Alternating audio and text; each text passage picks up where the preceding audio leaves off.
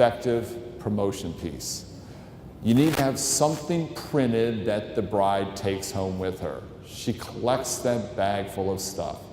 And when she gets home, she dumps it out on the kitchen table, she looks through it, she organizes it, she files it, she throws out some of it, she looks at all of it. It is important that your promotion piece stands out so that it doesn't get thrown out.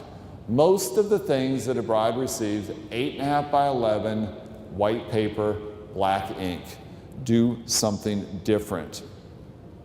A wedding dress, beauty, emotion, and we're gonna sell it with something like this. Yes, you see, 2002, this is really old promotion piece from a store that's been gone for a long time. But I love showing this because it is so bad. I have 15 fonts on my computer, and damn it, I am using every one of them. Awful. A bridal registry. When a department store gets a bride in to register for her wedding gifts, they stand to make about $10,000 in business from that one bride's registry. So, given all that money that's at stake, this is what we're going to use as our promotion piece. This is you went to Staples and did 4-up postcards on white cardstock, and you know, we're doing our own mailing, so do you really need to tell yourself where the stamp goes, especially when you're going to do a postage meter over it? And let's see how crooked we can put the address label. And I guarantee you they stood around afterwards scratching their heads saying, you know, we tried that direct mail thing once and it does not work.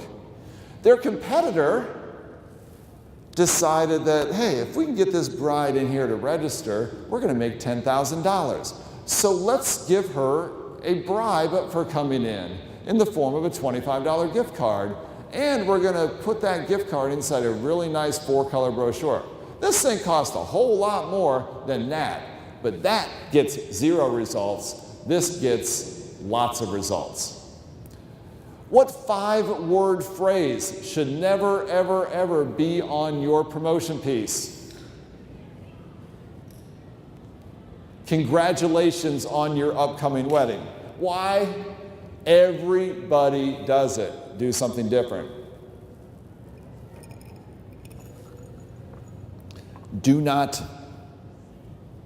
your promotion pieces don't have to be super elaborate, but they have to convey the appropriate image.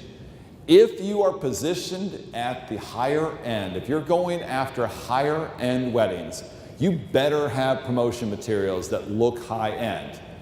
If you are more brides in the middle of the budget spectrum, you don't want promotion pieces that look too high end because you're going to confuse the bride with your message. Don't stack your brochures. If there are fewer of them out on the table, the perceived value of them is greater and you avoid the grab and run bride. Being a jack of all trades can hurt you when selling to a bride. Now, there is nothing wrong with doing multiple types of businesses. Lots of people do it. Photographers do weddings and they might do babies and they might do food photography or something else. Reception venues do corporate events and meetings and social events and weddings. DJs do weddings and other kinds of stuff. That's fine, but don't market it all together. I want you to have separate marketing materials for weddings, and that means a separate website, or at least separate pages on your website. Florists are the worst at this. Florists have, 90% of them are using that standard template telefloral FTD website that's all about hospitals and funerals and all these things that are not weddings. Have a separate website for your wedding business. Don't try to sell everything together. This photographer does bodybuilding photography and wedding photography and sells them both on the same promotion piece, which is why you have the guy in the tidy-whities and the bride and groom on the same postcard.